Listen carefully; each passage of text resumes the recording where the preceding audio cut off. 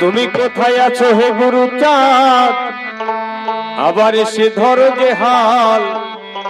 তুমি কোথায় আছো হে গুরু চাঁদ, কোথায় আছো হে গুরু চাঁদ, আবার এসে ধরো যে হাল।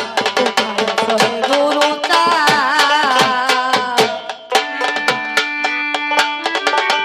সম্মুখে ঘোর মানিসা, সম্মুখে ঘোর মানিসা, সবখানে স্বার্থের জঞ্জাল। কোথায় আছো হে গুরু চাঁদ, আবার এসে ধরো যে হাল। কোথায় আছো হে গুরু চাঁদ। লক্ষ মানুষ লক্ষ হারায়, কেউ দেখায় না সঠিক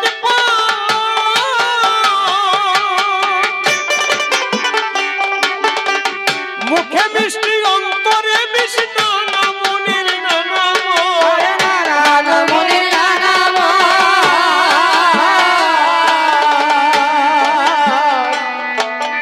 লক্ষ মানুষ লক্ষ হারায়, কেউ দেখায় না সঠিক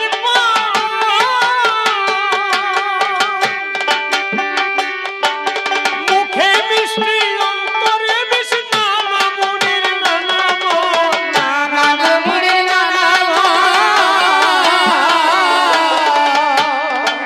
সহজ সরল যারা হবে আর কত লাঞ্ছিত হবে। সহজ সরল হবে আর কত লাঞ্ছিত হবে। সহজ সরল যারা হবে আর কত লাঞ্ছিত হবে। আবার ফিরে এসে পাবে, আবার ফিরে এসে পাবে, ছিন্ন করবে ছলনার জাল। কোথায় আছো হে গুরু চাঁদ, আবার এসে ধরো যে হাল। কোথায় আছো হে গুরু চাঁদ। কবি বলছেন, হে গুরুচাঁদ ঠাকুর, বর্তমান আমাদের মধ্যে যে পরিস্থিতি, তুমি আবার ফিরে না এলে যে অধঃপতন ঘটে যাচ্ছে সমাজের, এর হাত থেকে বাঁচা মুশকিল। অর্থাৎ কি, গুরুচাঁদ ঠাকুরের দর্শন অনুসারে যদি নিজেকে তৈরি করতে না পারে, তারা জগতের কল্যাণ করতে পারবে না। মানব সেবা কেমন করে করতে হয়, আমরা বেশিরভাগই তো নিজের সেবার জন্য ব্যস্ত থাকি। মুখে বলবো জনগণের সেবা, কিন্তু আসলে হবে নিজের সেবা। ওই যে মুখে মিষ্টি আর অন্তরে বিষ, এই মানুষই বেশি, কিন্তু এই মানসিকতা দিয়ে জগতের কল্যাণ করা যায় না, মানুষের কল্যাণ করা যায় না। আর নিজের সাময়িক কল্যাণ মনে হলো প্রকৃতপক্ষে কল্যাণ হয় না। তাই বলছে,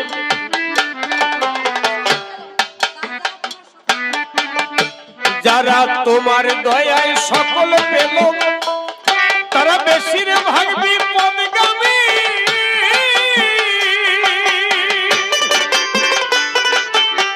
কুসংস্কার ব্যভিচারে মত্ত মাতাল দিবাজামি, মত মাতাল দিবাজামি।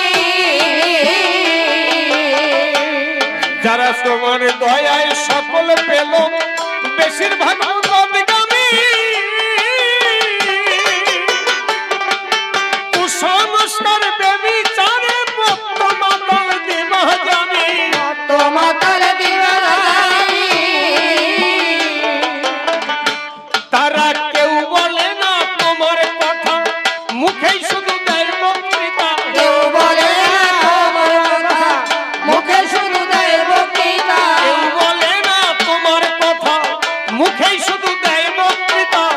দুঃখের কথা বলবো কথা, দুঃখের কথা বলবো কথা, এমনই পোড়া কপাল। কোথায় আছো হে গুরু চাঁদ, আবার এসে ধরো যে হাল। কোথায় আছো হে গুরু চাঁদ। অনেকে আছে তো স্বীকারই করে না হরিচাঁদ গুরুচাঁদ ঠাকুরের অবদান, অথচ আমাদেরই ঘরের সন্তান। আবার অনেকে স্বার্থের জন্য একটু বলে, কেউ ব্যবসা করে, কেউ রাজনীতি করে, কেউ সমাজনীতি করে, কেউ কত কিছু করে। যদি তাদের একটুখানি ভালোবেসে এখান থেকে কিছু স্বার্থ সংগ্রহ করতে পারে, প্রকৃতপক্ষে এই সাধারণ যারা আপনারা মানুষ, আপনারাই হচ্ছেন প্রকৃতপক্ষে ঠাকুরের ভাবধারা নিয়ে চলে। এখনো সাধারণ মানুষের মধ্যে যে সততা পাওয়া যায়, যে ন্যায় নীতি পাওয়া যায়, এটা আমরা যাদের খুব বড় দেখি তাদের মধ্যে এগুলো পাওয়া যায়। বেশিরভাগ, সবার কথা বলছি না। কেন? তারা নিজের স্বার্থের জন্য সবকিছু করে, কিন্তু সাধারণ মানুষ স্বার্থ জলাঞ্জলি দিয়ে মানুষের সেবা করে। তাই বলছে, মানব ধর্ম ভুলন ঠিক, দুর্নীতির আজ প্রবল ঢেউ, এ দুর্দিনে তুমি বিনে রক্ষা করবার নেই তো কেউ, রক্ষা করবার নেই তো কে। মানব ধর্ম ভুলন ঠিক, দুর্নীতির আজ প্রবল ঢেউ,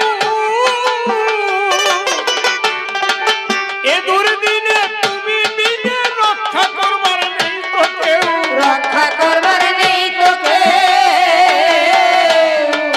তোমায় ভালোবাসে যারা দিনহীন কাঙাল তারা, তোমায় ভালোবাসে যারা দিনহীন কাঙাল তারা, তোমায় ভালোবাসে যারা দিনহীন কাঙাল তারা, যে গাছের ডাল ধরে তারা, যে গাছের ডাল ধরে তারা, ভেঙে পড়ে সেই গাছের ডাল।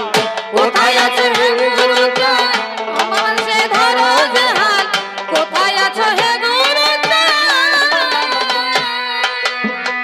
একটা কথা মনে পড়ে, আজকে যেভাবে বিভিন্ন ভাবে উচ্ছৃঙ্খলা বেড়ে গেছে, দুর্নীতিবাজ বেড়ে গেছে, খুনি, ধর্ষণ, হত্যা, আজকে বাংলাদেশের যে অবস্থা,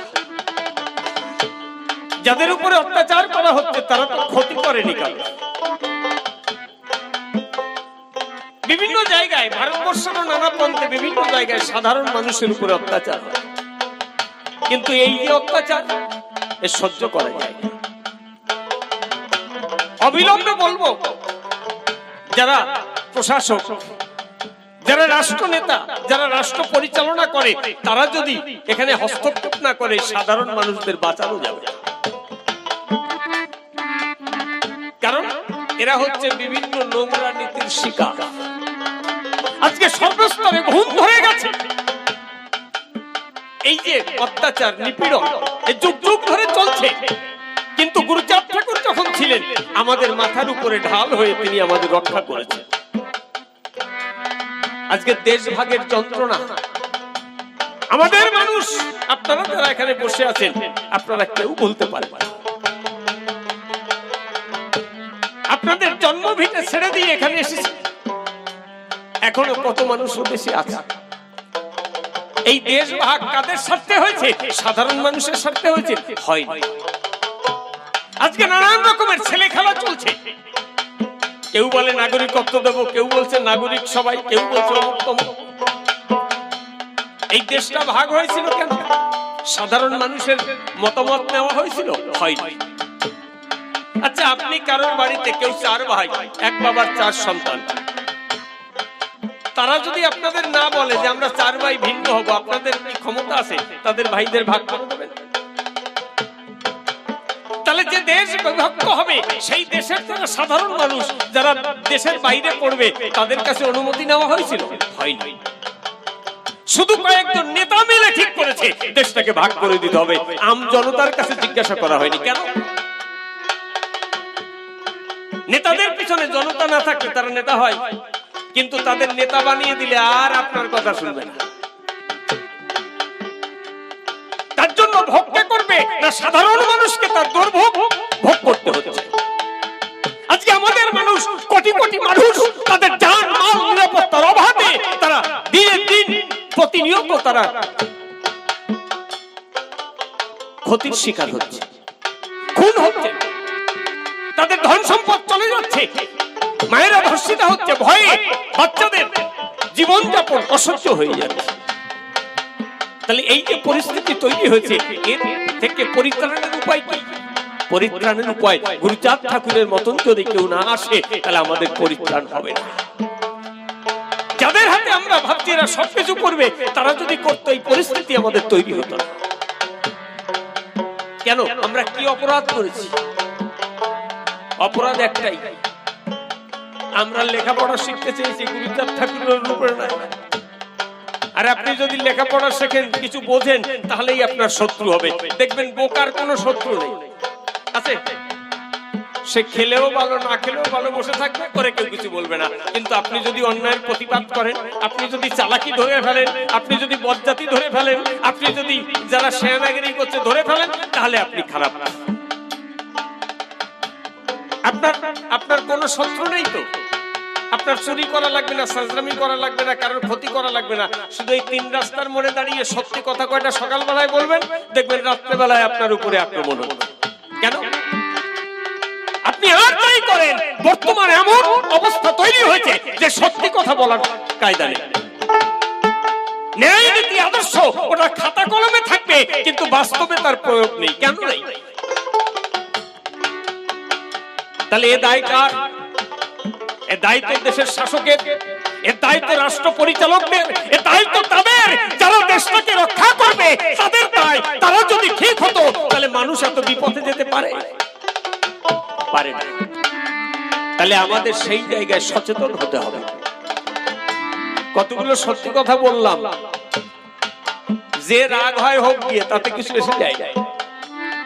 কারণ লক্ষ লক্ষ কোটি কোটি মানুষ প্রতিনিয়ত তারা বঞ্চিত হবে, লাঞ্ছিত হবে, তারা বিভিন্ন রকমের তাদের অসুবিধা হবে, আর আমাদের এইগুলো দেখে সহ্য করতে হবে, তা তো না। আমরা নাকি স্বাধীন দেশে বাস করি, সাধারণ মানুষের দেশে স্বাধীন হয়েছে। স্বাধীনতার কি রূপ তারা জানে?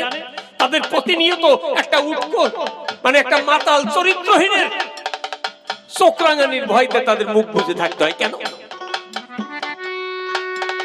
একটু পার্টির নেতা ধরবে, একটু নেতার সাথে চলবে, লেখাপড়া জানে না, নিয়ম নীতি জানে না, নেশাখোর, চরিত্রহীন, সে পাড়ার নেতা। এই পরিস্থিতির মধ্যে দিয়ে মানুষের জীবন যাপন করা চলে। মাথা ঝুলাবেন না, এটা আপনাদেরও দোষ আছে। একটা গ্রামে কয়টা মাতাল থাকে, কয়টা এরকম মোস্তান থাকে? একটা গ্রামে 1000 লোক, 50 জনই থাকে এক দলে। আপনারা যদি 900 লোক এক জায়গায় দাঁড়ান, ওরা টেকে, আপনারা চুপ করে বসে থাকবেন, না বাবা ওদের পিছনে কত কিছু আছে। কিন্তু আপনারা সাধারণ মানুষ যদি একসঙ্গে হয়ে যান, দেখবেন ও সমস্ত সব উড়ে গেছে, আপনাদের সামনে পারবে না। তাহলে দোষ আমাদেরও আছে। আমরা তাদের সুযোগ দিচ্ছি, তারা সুযোগ নেবে না। আমি সবই খাঁটি কথা বলবো, আমাদেরও দোষ আছে, তাদেরও আছে। এই জন্য আমাদের সচেতন হতে হবে। মতুয়া ধর্ম দর্শন সচেতনতার দর্শন, যেখানে পরিষ্কার পরিচ্ছন্ন ভাবে মানুষের মানবতা দিয়ে, মানুষের কল্যাণে, মানুষের পাশে দাঁড়িয়ে জীবন উৎসর্গ করতে হবে। তবেই তুমি মতুয়া হবে, তবেই তুমি একজন খাঁটি গুরুচাঁদ ঠাকুরের সেনা হবে। মানুষের মুখের অন্ন কেড়ে খাবে, মানুষকে ঠকাবে, মানুষকে ভুল পথে নিয়ে যাবে, আর নিজের পকেট ভরাবে, এটা মতুয়া হতে পারে না। এরা মতুয়া ধর্মের লোক হতে পারে না। সেই জায়গায় দাঁড়িয়ে আহ্বান করা হচ্ছে, আজকে যে অবস্থা, মানব ধর্ম আজকে ভুলুণ্ঠিত, মনুষ্যত্বের দাম নেই, শিক্ষার কোনো মানে নেই, আজকে বিবেক বলতে কোনো কিছু নেই, সবকিছু মাটি দিয়ে কতগুলো ভণ্ড আর কতগুলো চরিত্রহীন লোকের কথা শুনে আমাদের চলতে হচ্ছে। খুব খারাপ বিষয়। এই জায়গায় দাঁড়িয়ে তাই বলছে, হিংসে বিদ্বেষ পরিপূর্ণ মৌলবাদী প্রশিক্ষণ, মানব ধর্ম লুপ্ত, আদি ধর্মের নামে খুন ধর্ষণ, ধর্মের নামে খুন ধর্ষণ, হিংসা বিদ্বেষ পরিপূর্ণ মৌলবাদী প্রশিক্ষণ, মানব ধর্ম লুপ্ত, আদি ধর্মের নামে খুন ধর্ষণ, ধর্মের নামে খুন ধর্ষণ, উত্তম বলে দেখিতে পাই, বিজ্ঞানের কোনো দাম নাই, উত্তম বলে দেখিতে পাই, জ্ঞান বিজ্ঞানের কোনো দাম নাই, উত্তম বলে দেখিতে পাই, জ্ঞান বিজ্ঞানের কোনো দাম নাই, অসভ্যরা মিলে সবাই, অসভ্যরা মিলে সবাই মন্দির মসজিদ করিছে ঢাল, কোথায় আছো হে গুরুচাঁদ আবার সে ধরো যে হাত, কোথায় আছো হে গুরুচাঁদ? ভাব ছেড়ে এবার ভূমিকাতে যাই। বসে বসে শ্রবণ করুন আপনারা সবাই। মানব ধর্ম যদি মোদের রক্ষা করতে হয়, পরিষ্কার বলি আমি দাঁড়িয়ে সবাই, আপন পর না দেখিয়া আমার কথা নেবেন। মানব ধর্ম সবাই মানুষ ভালো দেবাসিবেন। সবার উপর মানুষ সত্য, তাহার উপর নাই। চণ্ডীদাস বলেছেন শুনেছি সবাই। বিশ্ব মানব ধর্ম ওই যে রক্ষা করবার পরে হরি ঠাকুর এসেছিলেন এই না চরাচরে। মানুষে আসিয়া আবার মানুষে মিশিয়া হরি ঠাকুর গেলেন ওই যে লীলা যে করিয়া। মানুষের কল্যাণ যাহাতে যে হয়, সেই পথে চলতে হবে শুনুন সমুদয়। নারী পুরুষ কোন ওই যে ভেদাভেদ নাই, হরি ঠাকুরের কাছে সেই প্রশিক্ষণ পায়। সমাজে পুরুষ পাইবে যে অধিকার, নারীও পাইবে সমান করিলে বিচার। এই বাণী হরি ঠাকুর বলে যে গেল 200 বছর আগে এই প্রশিক্ষণ দিল। আজও আমরা নারীকে অত্যাচার করিব, পায়ের তলায় তাদের ওই যে দাবিয়ে রাখিব। এটা কিন্তু মায়ের, এটা কিন্তু মতুয়াদের দর্শন কবু নয়। ভালোভাবে জেনে রাখুন যত মহাশয়, নারী পুরুষ একত্রে হরি নাম করিবে, হরি নামে মত্ত হয়ে সদর্পে চলিবে। কোন কিছু তাদের মধ্যে ভণ্ডামি নাই, পরিষ্কার করে আমি বুঝাইয়ে যাই। গুরুচাঁদ ঠাকুরের কাছে যেজন যেত, ডাক দিয়ে তাদের কাছে তখনই সাধারণ। কেমন তোর সংসার আমার কথা নিবি, ভালোভাবে একটুখানি বুঝাইয়ে দিবি। ডেকে বলতো গুরুচাঁদের কাছে সেই সময়, ভালো আছি বলি। তাহলে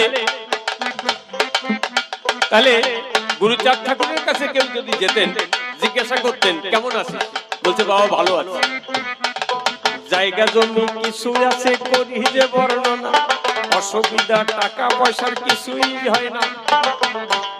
4টে ছেলে আমার ওই যে কিষেন হয়ে গেছে, সংসারের অভাব আমার দূর হয়ে গেছে। বলছে বাবা আমার 4টে ছেলে কিষেন খাটতেছে, আমার আর সংসারে অভাব নাই।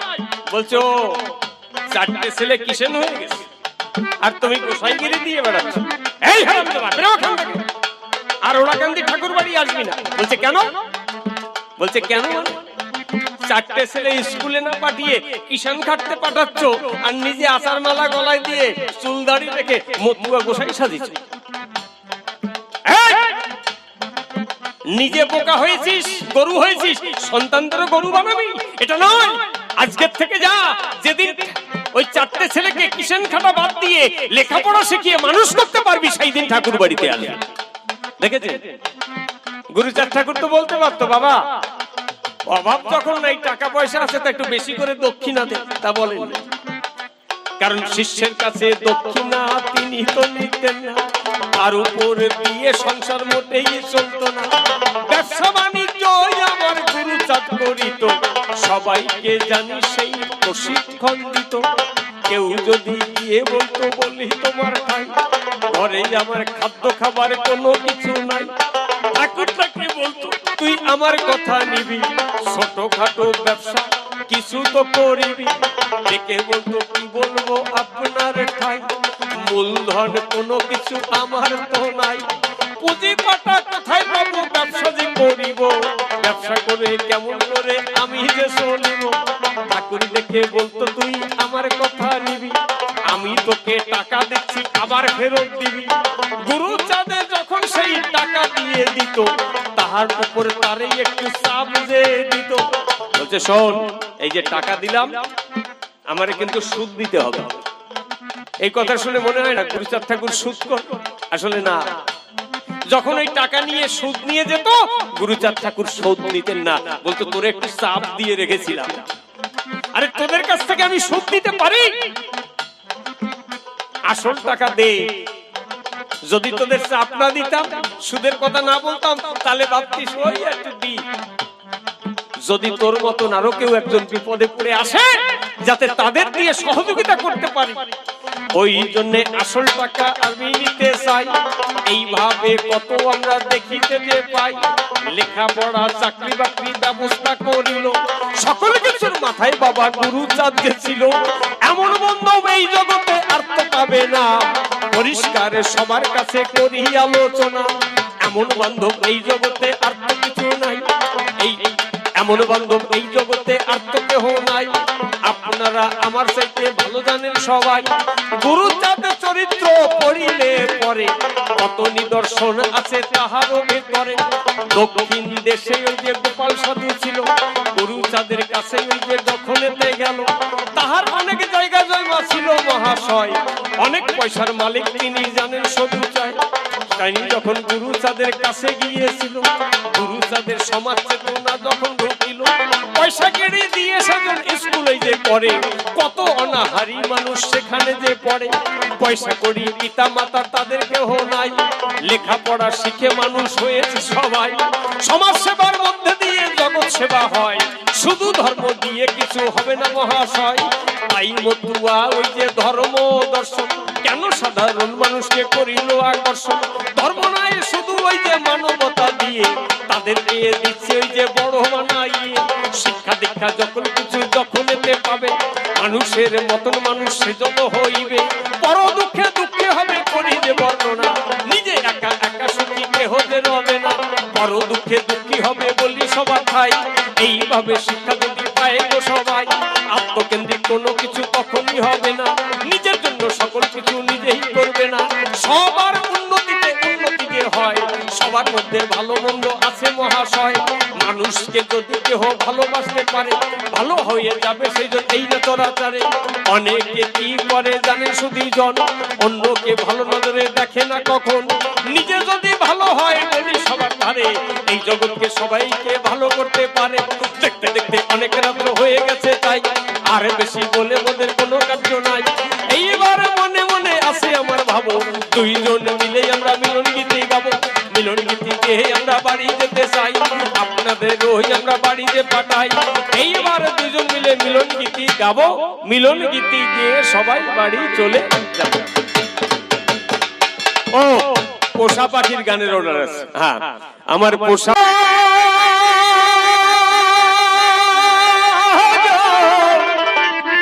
সজনী একদিন ভাবি নাই মনে, পোষা পাখি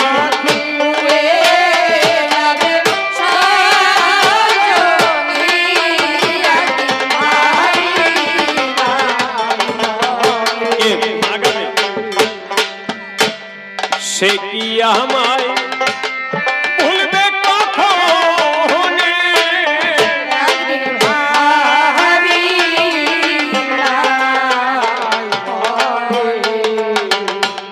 আমার পোষা পাখি যাবে সাজনি, একদিন ভাবি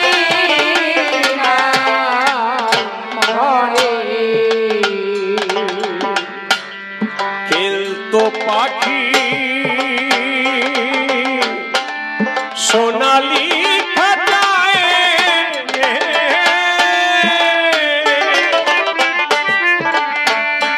কত কি বলি তোয়া মায়ে বসে রূপারি আড়ায়। খেলতো পাখি সোনালি খাতায়,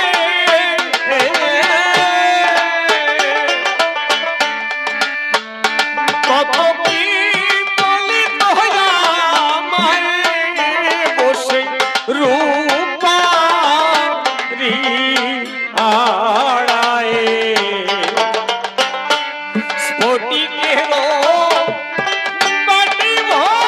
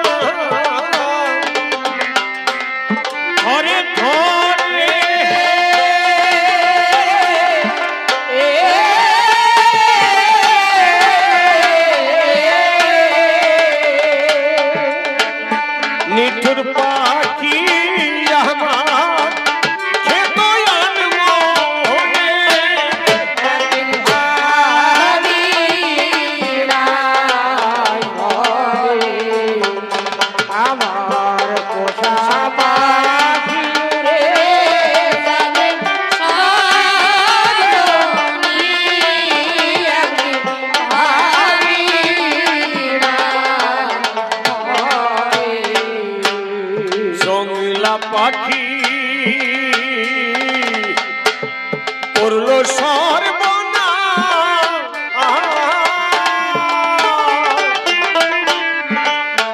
ওই এখন শুধুই হাই হুতাশ কোথায় করব তার তালা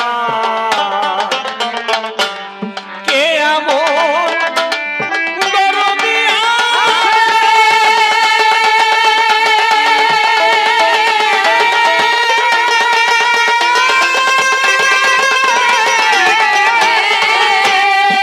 ওরে বলে দিবে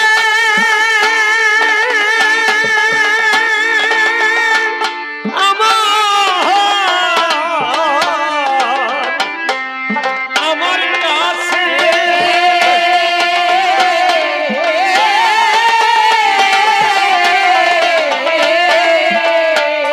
ওরে পাখি আমার গেছে কোন বনে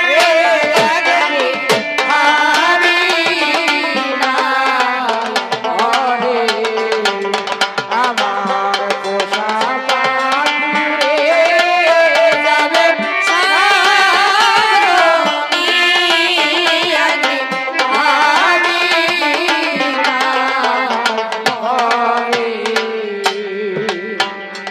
আর আগে যদি জানতেম পাখির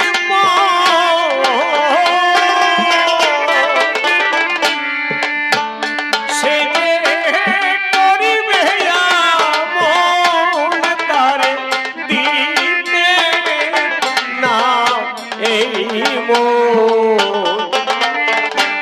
বনের পাখি বনে গেল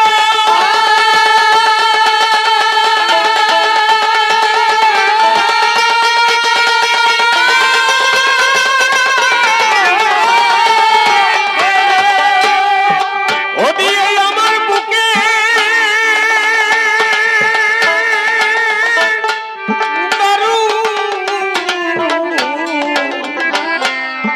দারুণ সে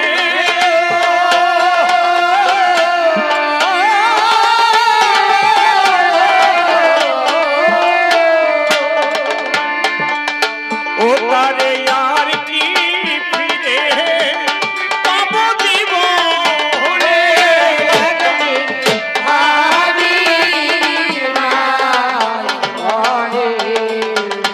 আমার পোষা পাখি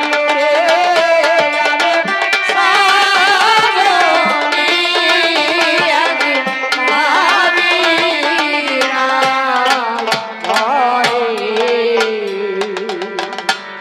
পাখির মায়ায় পড়ে কতল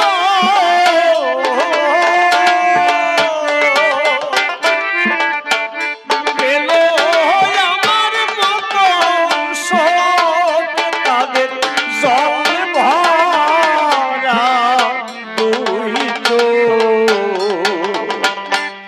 পাখির মায়ায় পড়ে কতল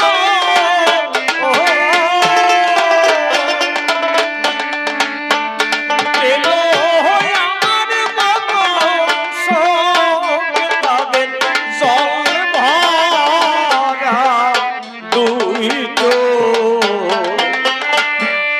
অসীম